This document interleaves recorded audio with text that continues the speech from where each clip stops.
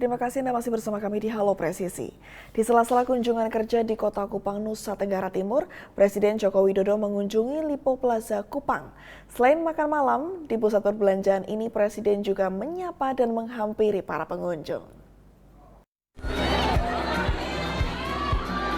Kedatangan Presiden Joko Widodo ke Lipo Plaza Kupang, Nusa Tenggara Timur pada Selasa 5 Desember 2023 disambut meriah oleh para pengunjung pusat perbelanjaan tersebut.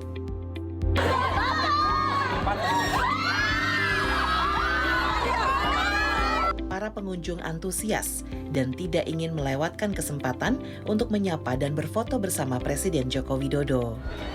Melihat hal tersebut, Presiden pun menyapa dan menghampiri para pengunjung pusat perbelanjaan dan menerima ajakan bersuah foto oleh pengunjung. Jujur kami sangat senang dengan kedatangan beliau, karena beliau bukan cuma datang tapi membangun NTT.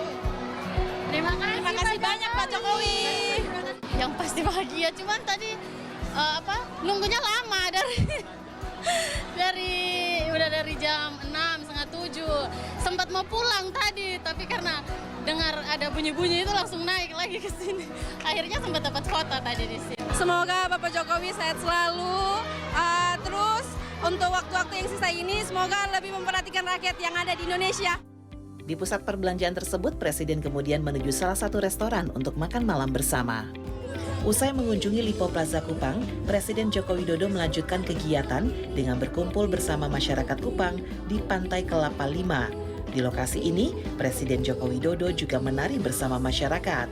Pada momen yang sama, Menteri PUPR Basuki Hadi Mulyono yang mendampingi Presiden Joko Widodo ikut unjuk kebolehan dengan memainkan drum dan bernyanyi di atas panggung. Masyarakat dan penari yang berada di lokasi mengaku senang bisa melihat dan menari bersama Presiden Joko Widodo. Pada saat ngeband ya, keren, pokoknya keren banget, pokoknya keren.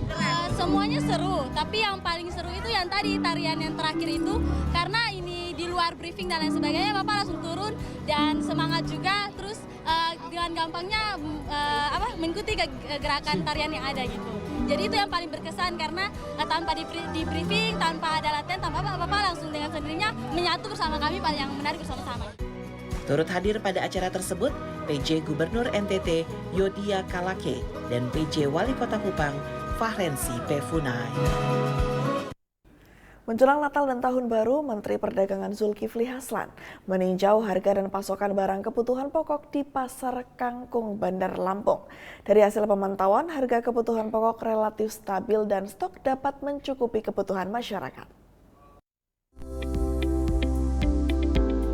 Saat meninjau harga dan pasokan barang kebutuhan pokok di Pasar Kangkung, Bandar Lampung, Menteri Perdagangan Zulkifli Hasan didampingi Gubernur Lampung Arinal Junaidi berdialog dengan beberapa pedagang, mulai dari pedagang sayur, pedagang ayam hingga pedagang daging.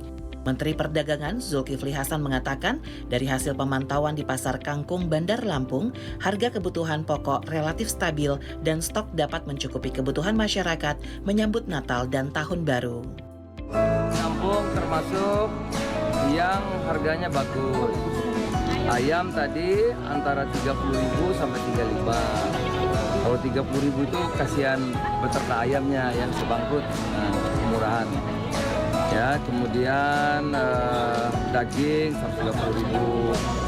Terus cabai 85.000 cabai keriting. Kalau beras harga stabil. Walaupun masih tinggi, tapi sudah nggak naik ya, sudah nggak naik lagi, stabil dan masih tinggi harga beras. Tapi ibu-ibu ada pilihan, kalau keberatan harga beras premium, ada beras SPHP dari Bulog, itu 11.000, banyak itu disediakan ya. Kata di Lampung, alhamdulillah aman. Selain meninjau Pasar Kangkung, Bandar Lampung, Menteri Perdagangan Zulkifli Hasan juga menghadiri rapat koordinasi Gubernur Lampung dengan para kepala desa seprovinsi Lampung dan peluncuran beras medium Tani Jaya dalam rangka pengendalian inflasi di 15 kabupaten kota seprovinsi Lampung. Dalam kegiatan tersebut, Menteri Perdagangan Zulkifli Hasan memberikan jaminan bahwa pemerintah akan menyerap beras produksi petani dengan harga yang menguntungkan melalui Badan Urusan Logistik yang akan menjual kepada masyarakat dengan harga terjangkau. Kepolisian Resor Kudus menggelar pelatihan simulasi pengamanan VIP, pengepungan, penggeledahan rumah, dan pembebasan sandera dalam rangka Operasi Mantap Berata Candi 2023-2024. Hal ini dilakukan untuk mengantisipasi gangguan Kamtibmas di wilayah hukum Polres Kudus. Pelatihan simulasi tersebut diperagakan oleh Unit Reaksi Cepat Muria (URCM) Satsamapta Polres Kudus guna mematangkan kesiapan personel jika suatu saat terjadi tindakan anarkis atau konflik sosial yang menimbulkan kerusuhan dalam pengamanan pemilu pada 2024 mendatang. Kapolres Kudus AKBP Didit Dwi Susanto menyampaikan tujuan dari dilaksanakannya pelatihan tersebut dalam rangka Operasi Mantap Berata Candi 2023-2024 serta pengamanan calon presiden serta calon wakil presiden jelang pemilu 2024 dengan tujuan untuk memastikan para personel siap menghadapi tugas nyata saat kampanye di wilayah Kudus. Kapolres Kudus juga menegaskan tugas Polri ke depan akan lebih berat terlebih pada saat memasuki tahapan-tahapan pemilu 2024. Dalam pelatihan ini menampilkan kondisi nyata di lapangan di mana personel berhadapan langsung dengan situasi yang tidak kondusif, seperti aksi massa yang mendorong petugas, melempar dengan batu atau benda keras lainnya. Sehingga dalam pelatihan ini mental personel perlu disiapkan. Pentingnya setiap personel memahami bagaimana cara bertindak dalam setiap tahapan situasi yang ada, serta apa yang seharusnya dilakukan dengan tidak ragu. Diketahui, tim Unit Reaksi Cepat Muria Polres Kudus yang dibentuk oleh AKBP Didit Dwi Susanto beranggotakan 36 personel ini siaga selama 24 jam. Tim ini dibentuk untuk mengimplementasikan program Kapolri menuju Polri Presisi.